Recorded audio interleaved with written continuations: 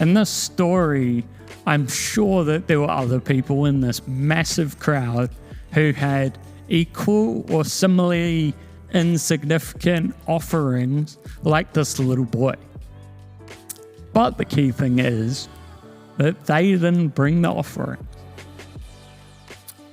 The little boy knew, or he at least had faith, that that little offering that he could bring would bless people and would bless God.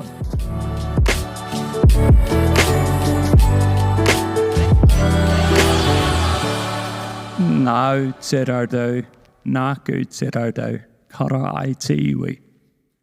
With your basket and my basket, the people will thrive.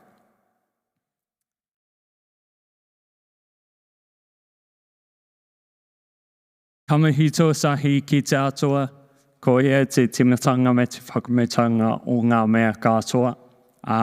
First of all, I want to thank God, who's the beginning and the end of all things.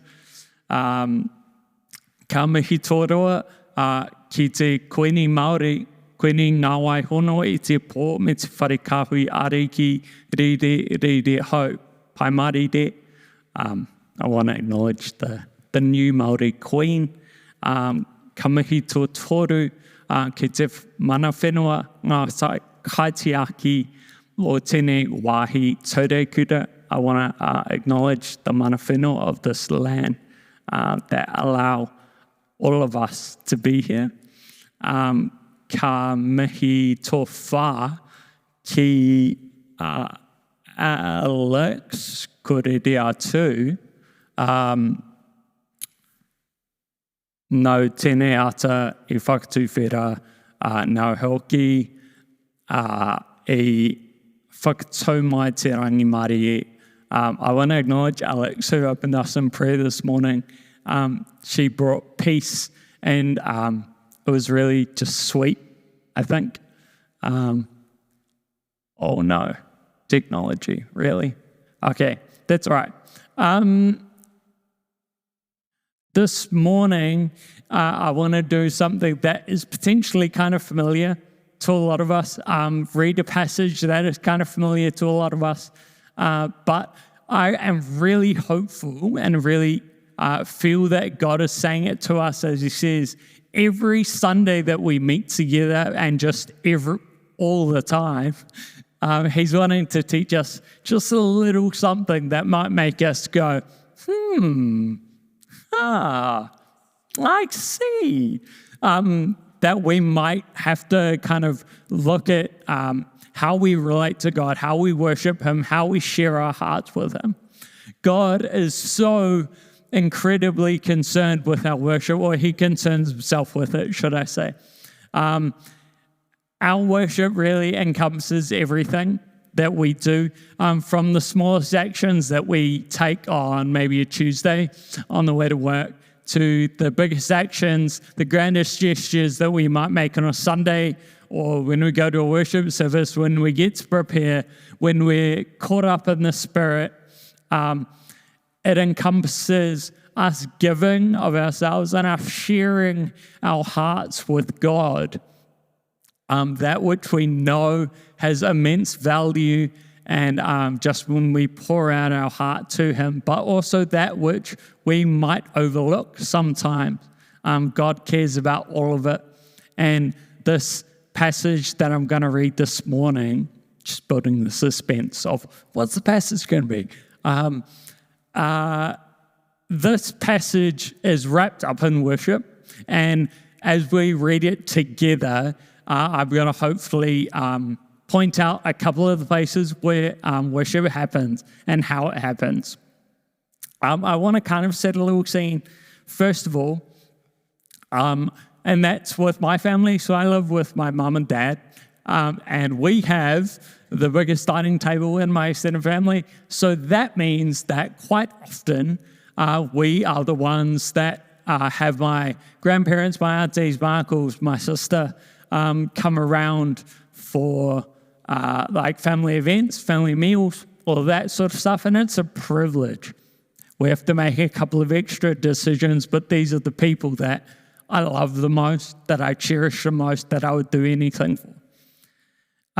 And before we go off into worship, I'm gonna start how I mean to go on, and that is to say that every time we talk about worship in this passage, and every time we see worship in this passage, it's precious to God. It's so precious to God, and so we can be excited by that. Anyway, suspense over. We're going to read Jesus feeding the 5,000 from John chapter 6, verse 1 to 14. And it's going to be in the NLT. So there we go. I'm just going to bring this closer to me so I can read it. After this, Jesus crossed back over to the far side of the Sea of Galilee, also known as the Sea of Tiberias. A huge crowd kept following him wherever he went because they saw his miraculous signs as he healed the sick. Then Jesus climbed a hill and sat down with his disciples around him. It was nearly time for the Jewish Passover celebration. Jesus saw a huge crowd soon saw a huge crowd of people coming to look for him, and this is where he gets cheeky. Turning to Philip, he asked, "Where can we buy bread for all these people?" Cheeky, because they already knew. He was testing Philip, for he already knew what he was going to do. Philip replied, "Even if we worked for months, we wouldn't have enough money to feed them."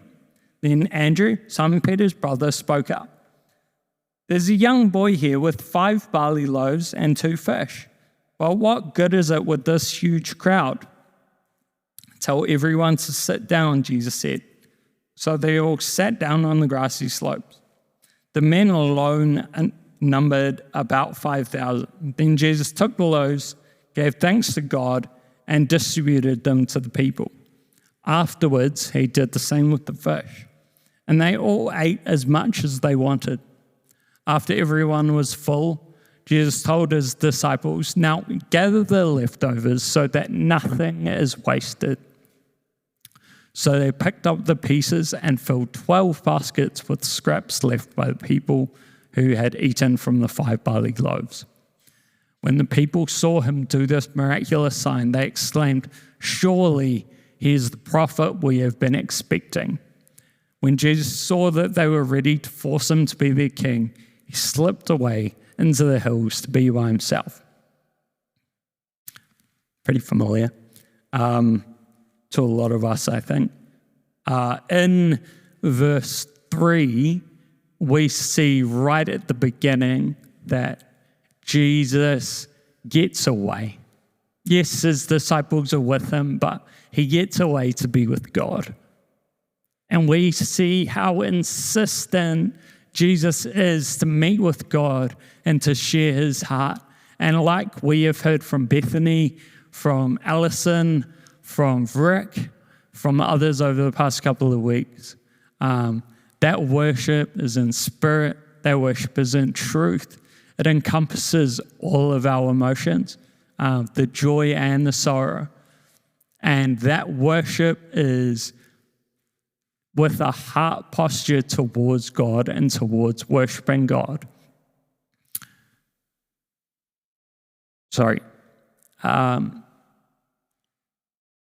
We see Jesus embodying what he said in Matthew 6:6.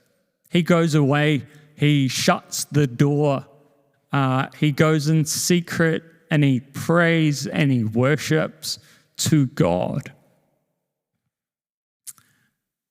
In verse 9, we read about the little boy who brings his loaves and his fish.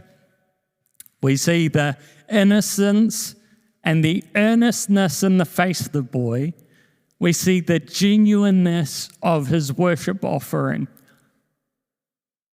The barley loaves are significant as well because they would have been the cheap loaves to get. It was Passover. Everyone would have had them. Barley was, I don't know if it's still is, was a whole lot cheaper and more available.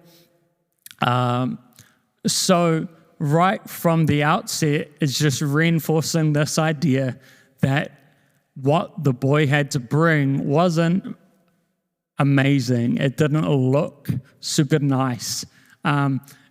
He could have been forgiven for thinking it was of little value. I'm pretty sure the people around would have thought something along the same lines. But the important thing is that regardless of how much he thought it was worth, he gave it. He gave that worship offering.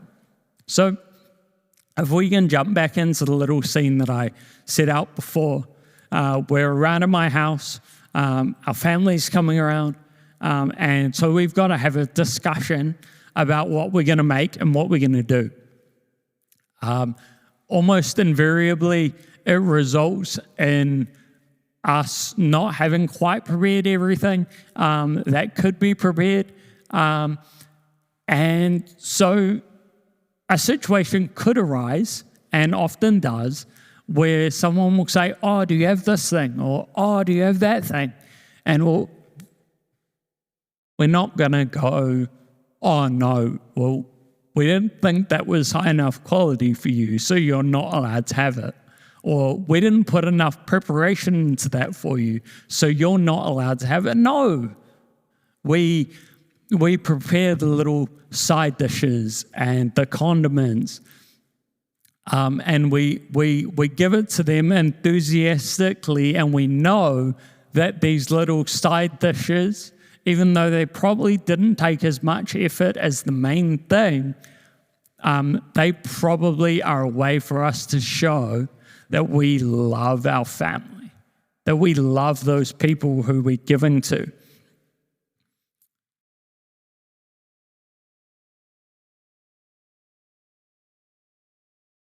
In the same way, I want to challenge you that maybe it's when you're headed to work, maybe your boss has called you out in public, maybe you're just not looking forward to the long day.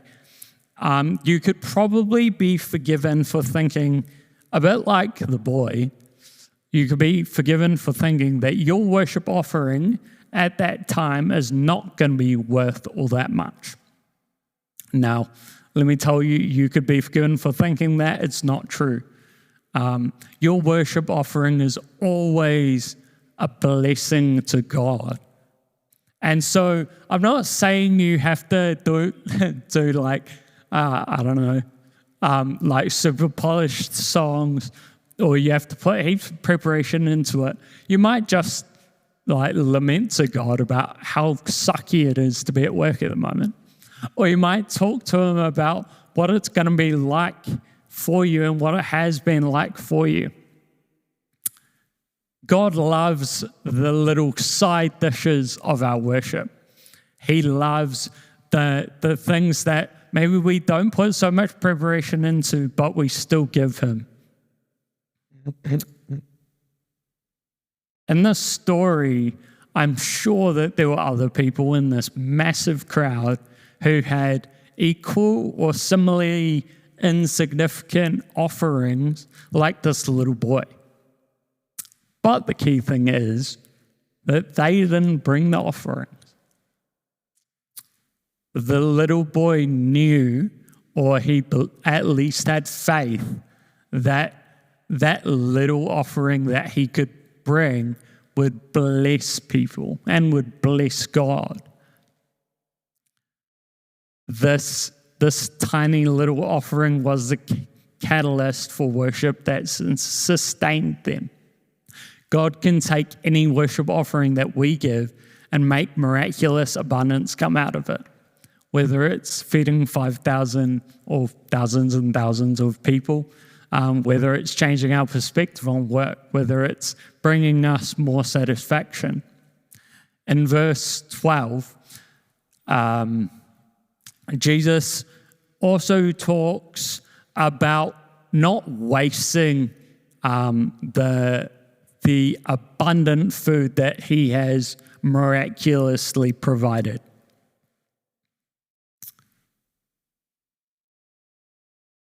And this worship from Jesus to God, he reminds us not to be wasteful, not wasting any opportunity to lavish love and abundance. let's get back to my little family get-together. Let's imagine that we've done all the side dishes. And then we just decide we've done the side dishes, so let's not give them the main meal. Let's not give them what we are capable of giving them. Now, I don't know about you guys, but that doesn't really seem like we're going to honor anyone. They're not going to feel loved if we don't give them the main meal. Sorry, you can't have this because it's too good for you. No, we put work in because these are the most special people that we know. We can't waste an opportunity to lavish love on them, to give them the best that we're capable of giving them. We show them love in how we prepare the main meal and how we prepare the side dishes. We show them love in the big, the grand gestures, but in the little things as well. Much the same after the meal, after we've tried to bless our guests and to show love to our guests. We don't just throw all the leftovers away and let them rot. No, we pick them up. We in doing that, show the respect that we have for the people that we made that food for and the people that might eat that food in the future. In the same way, in the passage, they could waste all the food. They could waste all of these opportunities to thank God for his abundant provision in their life that Jesus has provided them. But Jesus invites them and in turn invites us to not waste an opportunity to worship. In our lives, when we hear a beautiful song that sums up our heart towards God, do we choose not to sing because it's too high quality? Or when we have the chance to prepare our worship for God, do we just leave the planning, let someone else sort it out? Or do we do the preparation, do the mahi, so that we can bless God the best way that we know how? We engage, we prepare, we get ourselves and our hearts ready for worship. A key thing there as well is when Jesus abundantly provides all this food, he takes the food, he gives thanks for it, and he prays to God. That's another moment in the story where he again chooses worship. And again, at the end of the passage, we see Jesus slip away. After he's done all of the miraculous things, after he's seen the signs and he's seen the wonders from God, he chooses to share his heart more with God. Maybe he was going to debrief God about all the cool things that had happened that day. Maybe he just wanted to thank God again for his part in all of it. Maybe he took an instrument with him and he wrote songs and sang songs in worship to God.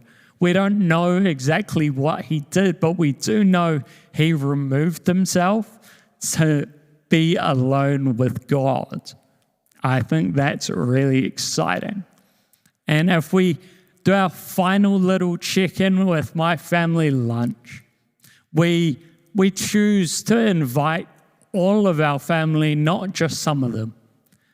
We choose to show love to as many people in as many different ways as we can, just like our worship shows God worship in as many ways as we can. Yes, it may mean that we have to do a little bit more small talk. It might mean that we have to prepare a few more meals. But at the end of the day, we get to lavish love on the people that we love the most.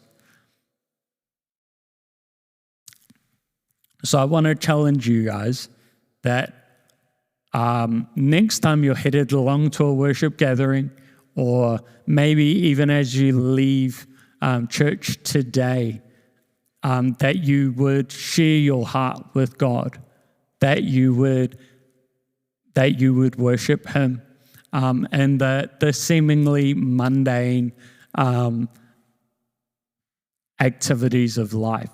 As most of you know, I, as part of a team, help lead the youth ministry at this church. And this week we talked about the same heart of worship. And we were talking, the question that we asked, which has only just come to mind, so sorry I haven't put it up on a slide, is how do we get to worship God? And we talked at quite a bit of length about it's not how much do we have to worship God, or what are all the times that God mandates that we worship Him, but what are the times in our lives that maybe we've never thought of before that we get to worship God? I think that's a really cool question for me, like even thinking about walking to work in the morning. Like I get to worship God in that place, and it's such a fragrant offering to God. I'm not here just like how do we get to worship God. I'm not here to tell you how you have to worship God, but what I'm here to do for all of us, myself included, is to remind us that there are times, and way more times than we realize sometimes, that we get to worship God. God wants our worship. He loves our worship. He finds all of our worship precious. And so as we wrap up today, there's this question about how do we get to worship God? How do we get to worship God when maybe it doesn't feel super precious or super high value? How do we get to worship God in new and more extravagant ways? And then pretty much coming back to how do we get to worship God is what are the different places in our lives that we can intentionally share our heart with God, and how can we do that as often as possible?